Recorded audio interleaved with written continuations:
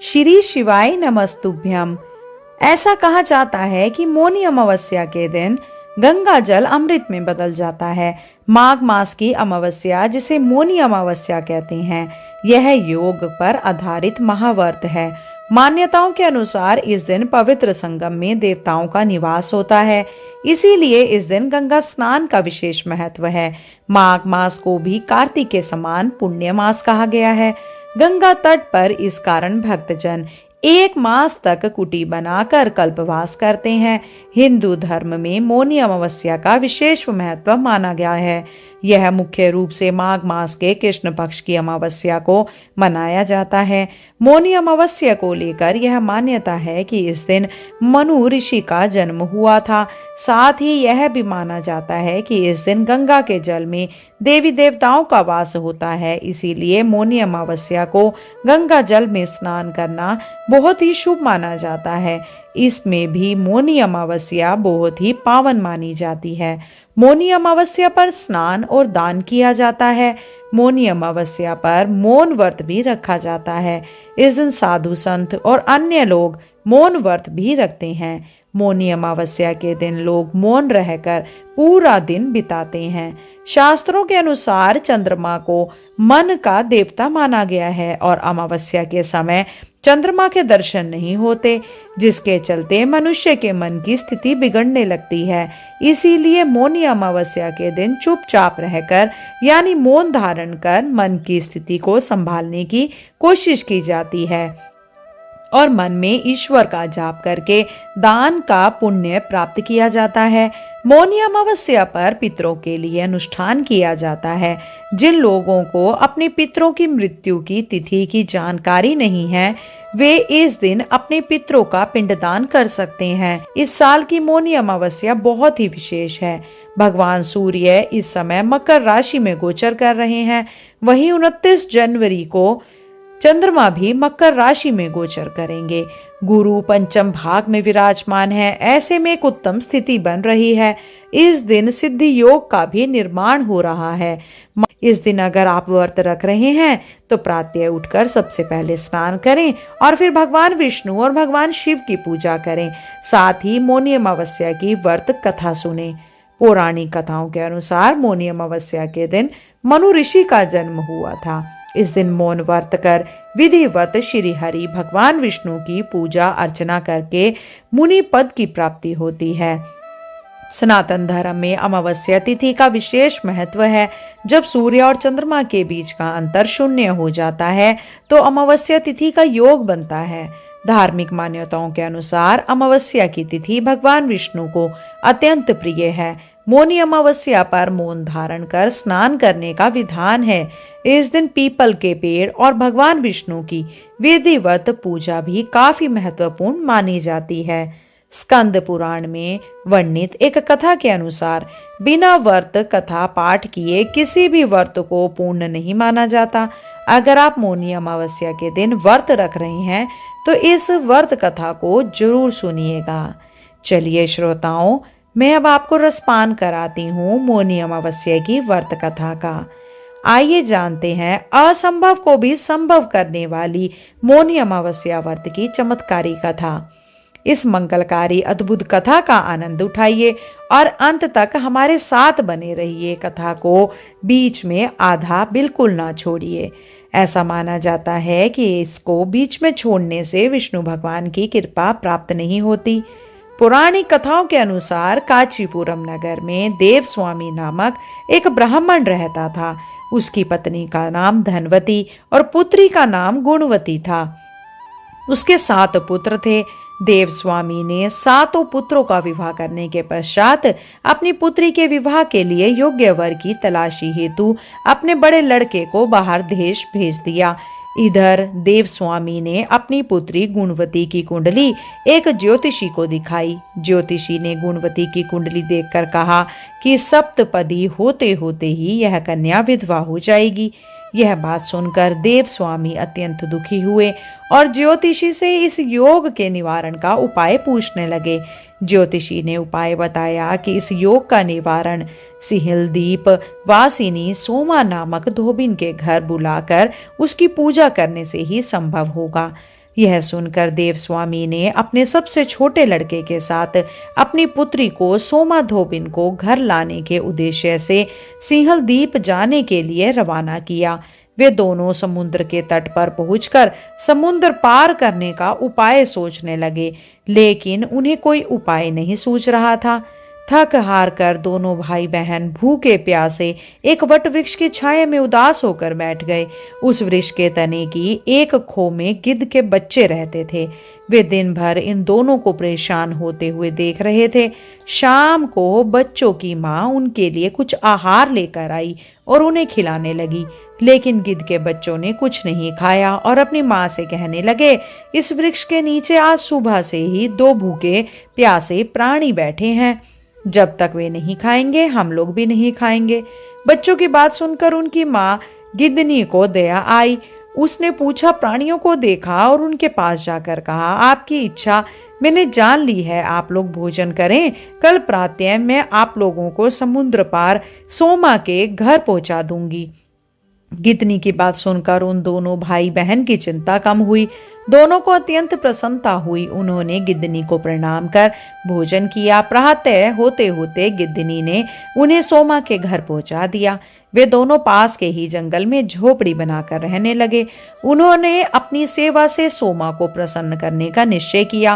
वे प्रतिदिन सुबह अंधेरे में उठकर सोमा का घर झाड़ कर लीप देते थे। सोमा को हर रोज इतने ढंग से अपना घर लिपाने की बात पता चली तो उसने अपनी बहुओं से इस बारे में पूछा। उसकी बहुओं ने बताया कि हम लोगों के अलावा और कौन यह काम करने हमारे घर में आएगा। परंतु सोमा को बहू की इन बातों पर विश्वास नहीं हुआ और उसने एक दिन सारी रात जागकर घर की सफाई का सारा रहस्य जान लिया। यह जानकर उसे बड़ा दुख हुआ कि उसके घर की सफाई एक ब्राह्मण कन्या और उसका भाई करता है। उनसे इस तरह सेवा करने का कारण पूछने पर भाई ने सोमा को सारी बात बताई, जिसे सुनकर सोमा ने कहा, आज से तुम लोग यह काम करना छोड़ दो। मैं तुम लोगों की साधना और सेवा से प्रसन्न हूँ और विवश हूँ।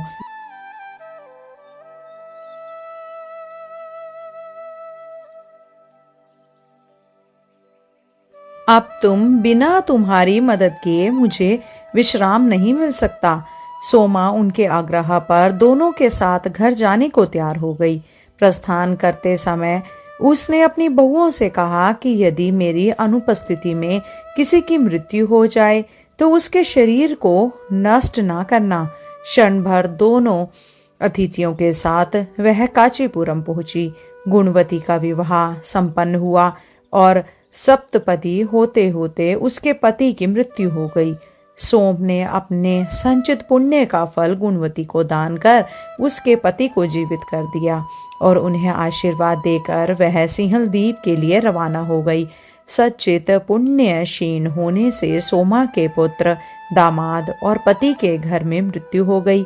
यह जानकर नया पुण्य संचित करने के उद्देश्य से वह रास्ते में एक जगह रुकी। नदी के तीर पर स्थित एक पीपल के वृक्ष की छाया में भगवान विष्णु का पूजन किया और पीपल के वृक्ष की 108 परिक्रमा की। इतना करना था कि सोम के पुत्र, दामाद और पति जीवित हो गए और उसका घर धन धान्य से भर गया। इस प्रकार निष्काम भाव से सेवा करने का उत्तम फल सोमा को प्राप्त हुआ। अतः सभी को इस कथा से शिक्षा लेनी चाहिए और यही इस व्रत का लक्ष्य भी है। हम प्रार्थना करते हैं कि श्री विष्णु जी ने जैसे गुणवती और सोमा का कल्याण किया वैसे ही आप सभी का कल्याण हो।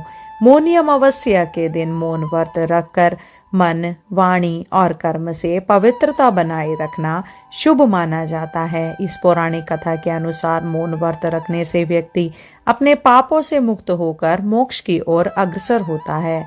इस दिन गंगा स्नान और दान का विशेष महत्व है। आइए सुनते हैं संगम में स्नान करने का क्या महत्व है। संगम में स्नान के संदर्भ में एक अन्य कथा का एक उल्लेख आता है। वह है सागर मंथन की कथा। पौराणिक कथा के अनुसार जब सागर मंथन से भगवान धनवंतरी अमृत कलश लेकर प्रकट हुए, उस समय देवताओं और असुरों में अमृत कलश के लिए खींचातानी शुरू हो गई। इससे अमृत की कुछ बूंदें छलक कर प्रयागराज, हरिद्वार, नासिक और उज्जैन में जा गिरी। यही कारण है कि यहाँ की नदियों में स्नान करने पर अमृत स्नान का पुण्य प्राप्त होता है। यह तिथि अगर सोमवार के दिन पड़ती है तब इसका महत्व कई गुना बढ़ जाता है। अगर सोमवार हो और साथ ही महाकुंभ लगा हो तब इसका महत्व अत्यंत गुना हो जाता है। शास्त्रों में कहा गया है कि सतयुग में जो पुण्य तप से मिलता है, द्वापर में हरि भक्ति से, त्रेता में ज्ञान से और कलयुग में दान से मिलता है। लेकिन माघ मास में संगम स्नान हर युग में अत्यंत पुण्य देता है। इस तिथि को पवित्र नदियों में स्नान के पश्चात अपने सामर्थ्य के अनुसार अन्न, वस्त्र, धन, भूमि और स्वर्ण जो भी आपकी इच्छा हो दान देना चाहिए। इस दिन तिल दान का भी उत्तम महत्व बतलाया गया है। इस तिथि को मौनी अमावस्या के नाम से भी जाना जाता है, अर्थात मौनी अमावस्या, क्योंकि इस व्रत में व्रत करने वाले को पूरे दिन मौन व्रत का पालन करना होता है, इसीलिए यह योग पर आधारित व्रत कहलाता है। शास्त्रों में वर्णित भी है कि होठों से ईश्वर का जाप करने से जितना पुण्य मिलता है उससे कई गुना अधिक पुण्य मन का फेर कर हरि का नाम लेने से मिलता है। इसी तिथि को संतों की भांति चुप रहना उत्तम है। अगर संभव नहीं हो तो अपने मुख से कोई भी कटु शब्द ना निकले। इस तिथि को भगवान विष्णु और शिव जी दोनों की पूजा का विधान है। वास्तव में शिव और विष्णु दोनों एक ही हैं जो भक्तों के कल्याण हेतु दो स्वरूप धारण करते हैं। इस बात का उल्लेख स्वयं भगवान ने किया है। इस दिन पीपल में अर्घ देकर परिक्रमा करें और दीपदान करें। इस दिन जिनके लिए व्रत करना संभव नहीं हो वह मीठा भोजन करें। श्रोताओं, आइए अब सुनते हैं मौनी अमावस्या की एक पौराणिक कथा।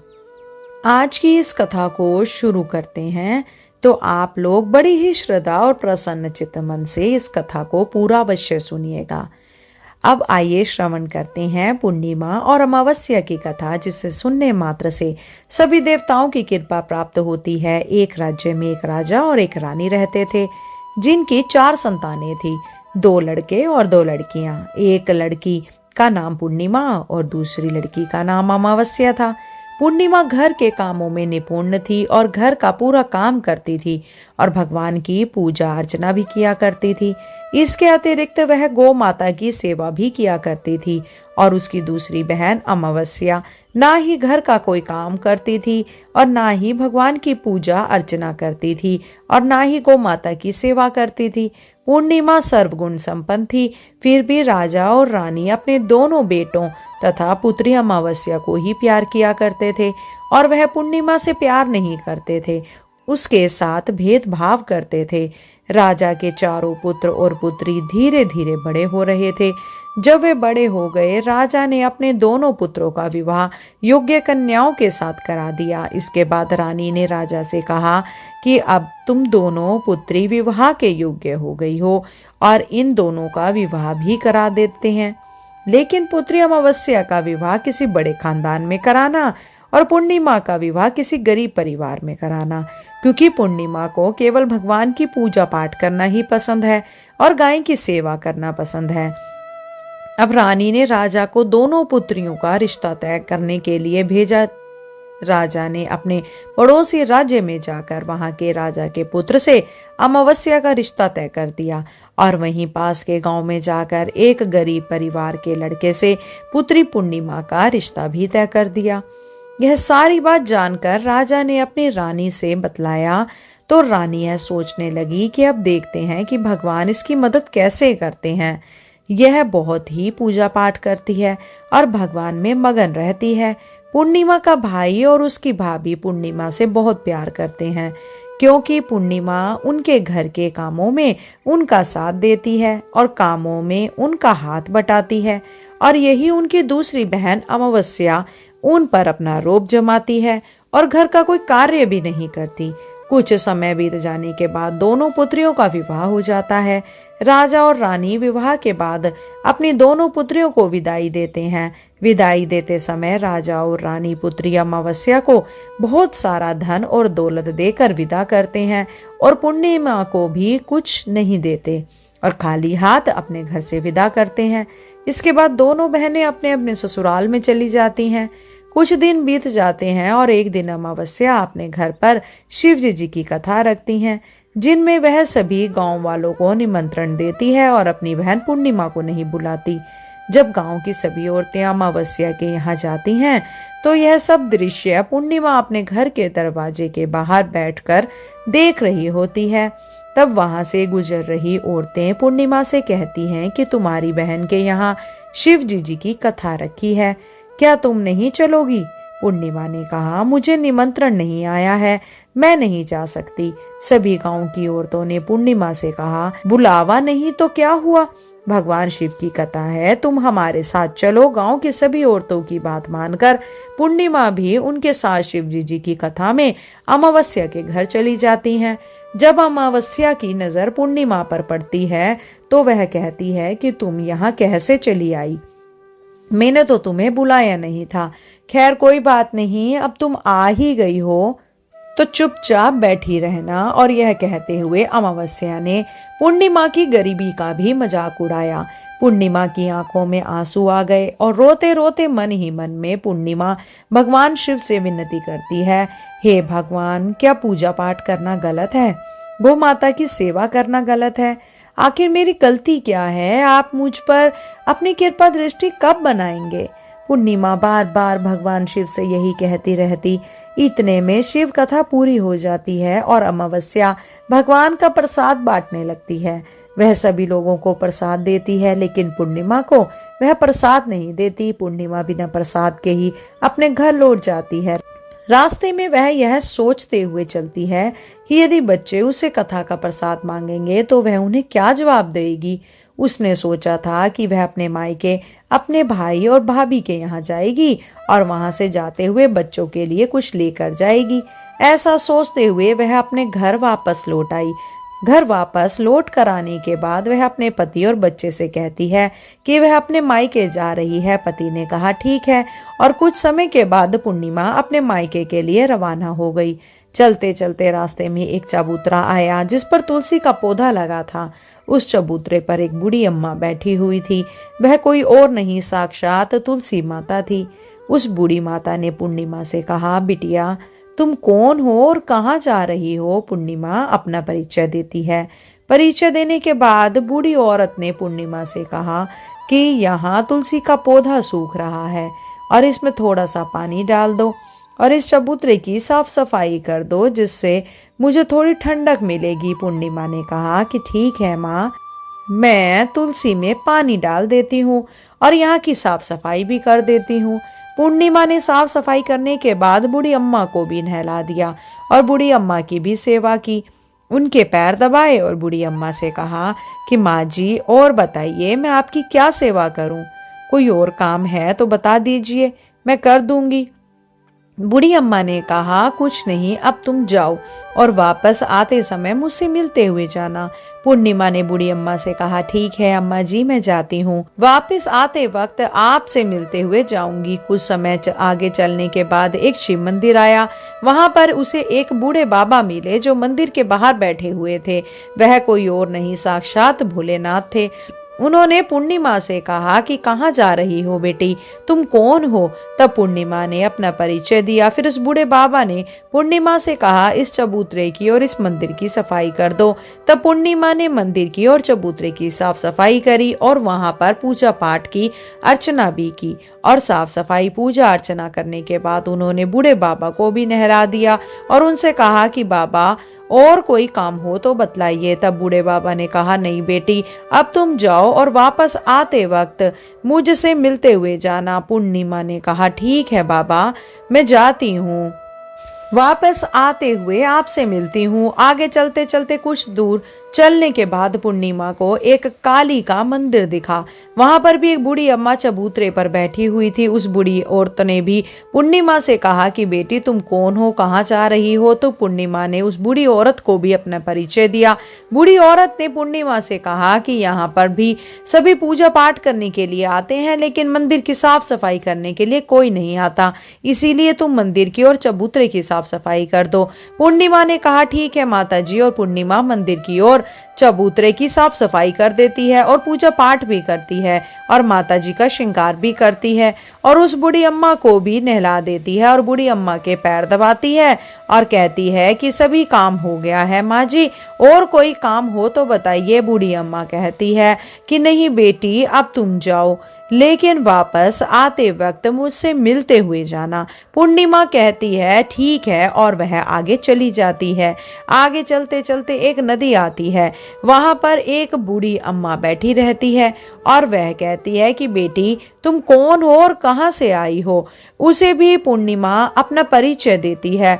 बूढ़ी औरत पूर्णिमा से कहती है कि नदी पर स्नान करने तो यहाँ पर सब आते हैं, लेकिन यहाँ की साफ सफाई कोई नहीं करता, इसीलिए तुम इस किनारे पर साफ सफाई कर दो। पूर्णिमा कहती है ठीक है माँ जी, और वह वहाँ की साफ सफाई करने लगती है और उस बूढ़ी अम्मा के पैर दबाती है और कहती है माँ जी कोई और काम हो तो बताइए।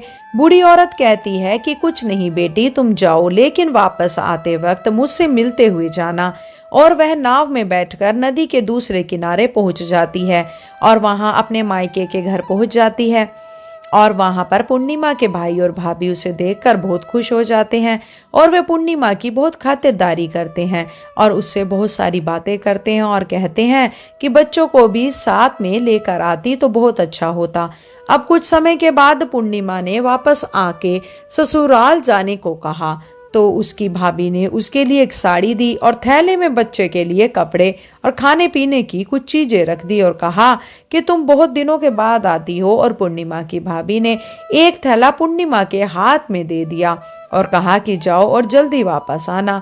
इसके बाद पूर्णिमा वहां से अपने ससुराल के लिए रवाना हो गई और उसी की नदी के किनारे पहुंची और नाव में बैठकर दूसरे किनारे पर उतर गई। वहां पर उतरने के बाद उसे वही बूढ़ी अम्मा मिली जो साक्षात गंगा मैया थी। उस बूढ़ी अम्मा ने पूर्णिमा को एक थैला दिया और कहा कि इसे तुम अपने घर जाकर ही खोलना। अब पूर्णिमा के पास बहुत थैले हो गए थे। उन्हें लेकर पूर्णिमा वहां से रवाना हुई। आगे कुछ दूरी चलने पर काली माँ का मंदिर आया। वहां पर काली माँ बूढ़ी माँ के रूप में विराजमान थी। उसने कहा कि आ गई बेटी पूर्णिमा ने कहा हाँ माँ जी मैं आ गई। तो काली माँ ने उसे एक थैला दिया और कहा तुम यह थैला अपने घर जाकर खोलना। अब पूर्णिमा के पास 3 थैले हो गए थे। तीनों थैले लेकर पूर्णिमा आगे बढ़ी। कुछ दूर जाने पर शिवजी का मंदिर आया जहां पर बूढ़े बाबा के रूप में शिवजी जी स्वयं विराजमान थे। बूढ़े बाबा ने कहा पूर्णिमा तुम वापस आ गई। पूर्णिमा ने कहा हाँ बाबा मैं वापस आ गई। बूढ़े बाबा ने भी पूर्णिमा को एक थैला दिया और कहा कि यह थैला तुम घर जाकर ही खोलना। पूर्णिमा ने कहा ठीक है बाबा। पूर्णिमा के पास 4 थैले हो गए थे। अब पूर्णिमा 4 थैले अब कैसे ले जाती। उसने एक पुरानी साड़ी निकाली और उन सभी थैलों का एक गट्ठर बना लिया और सिर पर रखकर वहां से रवाना हो गई।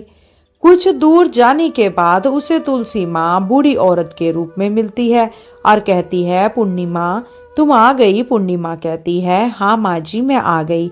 वह बूढ़ी औरत भी उसे एक थैला देती है और कहती है कि यह थैला तू अपने घर जाकर ही खोलना।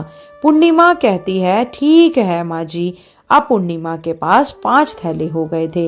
पूर्णिमा वहां से रवाना हुई तो वापस अपने घर पहुंच गई। पूर्णिमा ने बच्चों को नीचे रखा और सबसे पहले अपने मायके का थैला खोलकर देखने लगी। उसमें बच्चों के लिए अच्छे अच्छे कपड़े और खाने पीने के लिए चीजें थी और उसमें कुछ गहने भी थे। पूर्णिमा ने कपड़े अपने बच्चे को दे दिए और खाने पीने की चीजें भी बच्चों को दे दी। बच्चे यह सब पाकर बहुत खुश थे। आप पूर्णिमा ने दूसरा थैला खोला और जो उसे गंगा मैया ने दिया था उसमें ढेर सारे हीरे जवाहरात सोना चांदी आदि था। इसके बाद अब पूर्णिमा ने तीसरा थैला खोला जो उसे काली माँ ने दिया था। उसमें बहुत सारा सोना श्रृंगार का सामान भरा हुआ था। इसके बाद पूर्णिमा ने चौथा थैला खोला जो उसे भगवान शिव ने दिया हुआ था। उसमें बहुत सारा धन संपत्ति भरा हुआ था और बहुत सारी खुशियां भरी हुई थी। इसके बाद अब पूर्णिमा ने 5वां थैला खोला जो उसे तुलसी माँ ने दिया था। उसमें चावल दाल और 7 प्रकार के खाने की चीजों से भरा हुआ था। अब पूर्णिमा के घर में किसी प्रकार की कोई चीज की कमी नहीं थी। उसका घर धन धान्य से भरा हुआ था और परिपूर्ण था। अब पूर्णिमा और उसका परिवार सुख में जीवन व्यतीत करने लगा। अब पूर्णिमा के मन में विचार आया कि क्यों ना शिवजी जी की कथा कराई जाए, और शिवजी जी की कथा में एक कार्यक्रम रखा। पूर्णिमा ने गांव के सभी लोगों को निमंत्रण दिया और घर घर जाकर सभी लोगों को बुलाया। पूर्णिमा अपनी बहन अमावस्या के घर भी गई और अमावस्या को भी शिवजी जी की कथा के लिए उसने अपने घर पर बुलाया। जब अमावस्या पूर्णिमा के घर शिवजी जी की कथा में आई तो उसने देखा कि पूर्णिमा के घर में किसी भी चीज की कोई कमी नहीं है। इतना सारा धन दौलत देखकर अमावस्या आश्चर्यचकित हो गई। उसने पूर्णिमा से कहा कि तुम्हारे घर में इतनी धन और दौलत कहाँ से आई? पूर्णिमा ने कहा, देखो बहन, तुमने शिवजी जी की कथा में मुझे नहीं बुलाया था, फिर भी मैं चली आई और तुमने मुझे प्रसाद भी नहीं दिया और मेरी गरीबी का मजाक भी उड़ाया। उसके बाद मैं अपने घर आ गई और घर आते हुए मन ही मन में सोच रही थी कि अपने मायके जाऊंगी, और मैं अपने मायके चली गई। और जो कुछ घटना इस बीच हुई वह सभी घटना अपनी बहन अमावस्या को बताती है। तो अमावस्या कहती है कि तुम भी मुझे प्रसाद मत दो और मुझे डांट लो, लेकिन पूर्णिमा ने कहा कि यह तो भगवान का प्रसाद है, मैं तो सबको दूंगी और तुम्हें भी दूंगी। फिर भी अमावस्या ने प्रसाद नहीं लिया और वह सीधे अपने घर को चली गई। घर जाकर अपने बच्चों से कहने लगी, वह अपने मायके जाने के लिए तैयार हो रही है और मायके के लिए निकल गई। उसे भी रास्ते में चलते चलते तुलसी माँ मिली, जो चबूतरे पर बूढ़ी माँ के रूप में बैठी हुई थी। बूढ़ी माँ ने अमावस्या से कहा कि बेटी, कौन हो तुम और कहाँ जा रही हो? अमावस्या ने अपने परिचय दिया। बूढ़ी माँ ने कहा कि बेटी, यह तुलसी का पौधा सूख रहा है, इसमें थोड़ा पानी डाल दो और चबूतरे की साफ सफाई कर दो। इस पर अमावस्या ने कहा कि बुढ़िया, तुझे दिखाई नहीं दे रहा कि मैंने कितनी महंगी साड़ी पहनी है? यह गंदी हो जाएगी। ऐसा कहकर वह वहां से चली गई। आगे जाने पर उसे भगवान शिव मिले, जिन्हें भी उसने ऐसा ही कहा। इसके बाद आगे जाने पर उसे काली माँ मिली, जिनसे भी उसने यही सारी बातें कही। आगे जाने पर उसे गंगा माँ मिली, जिसे भी उसने यही कहा और आगे चली गई। इसके बाद अमावस्या जब नाव पर बैठने लगी तो उस नाव में फूलों की जगह कांटे भरे थे, जो उसके पैरों में चुभ गए थे, और किनारे पर उतरकर वह अपने मायके चली गई। तब वहां से उसे अपनी भाभियों ने और भाइयों ने देखा तो मन ही मन में कहने लगे कि काम की ना काज की है, दुश्मन अनाज की। और अब आ ही गई हो तो ठीक है। पूर्णिमा तो हमारे कामों में हाथ बटाती थी, यह कोई काम वाम करती नहीं, बस आकर खाना खाती है, खा पी कर सो जाती है। और अमावस्या जब सुबह उठी तो अपनी भाभियों से कहा कि मैं अपने ससुराल जा रही हूँ। उन्होंने कहा कि ठीक है, जाओ। अमावस्या बोली, पूर्णिमा को तो तुमने एक थैला दिया था और मुझे तो कुछ दिया भी नहीं। भाई और भाभी ने कहा कि तुम घर जाओगे, थैले तुम्हारे घर पहुंच जाएंगे। फिर अमावस्या वहां से निकल गई। फिर नदी के किनारे पर पहुंची। वहां गंगा मैया बूढ़ी औरत का रूप धारण करके बैठी हुई थी। बूढ़ी माँ ने कहा, आ गई बेटी? तो उसने कहा, हाँ मैं आ गई। अमावस्या ने कहा, तुमने पूर्णिमा को एक थैला दिया था और मुझे नहीं दोगी क्या? बूढ़ी अम्मा ने कहा कि तुम घर जाओ, थैले तुम्हारे घर पहुंच जाएगा। इसके बाद आगे जाने पर उसे काली मैया मिली, जिसने भी अमावस्या को यही कहा। इसके बाद आगे जाने पर उसे शिव भगवान मिले, जिन्होंने भी अमावस्या से यही कहा। इसके बाद आगे जाने पर उसे तुलसी माँ मिली और उसने भी अमावस्या से यही कहा, तुम घर जाओ, थैले तुम्हारे घर पहुंच जाएंगे। अमावस्या अपने घर पहुंच गई। आंगन में देखा तो वहां पर 5 थैले पड़े हुए थे। अमावस्या ने मन ही मन में सोचा कि अब तो मेरे पास भी बहुत सारी धन दौलत आ जाएगी।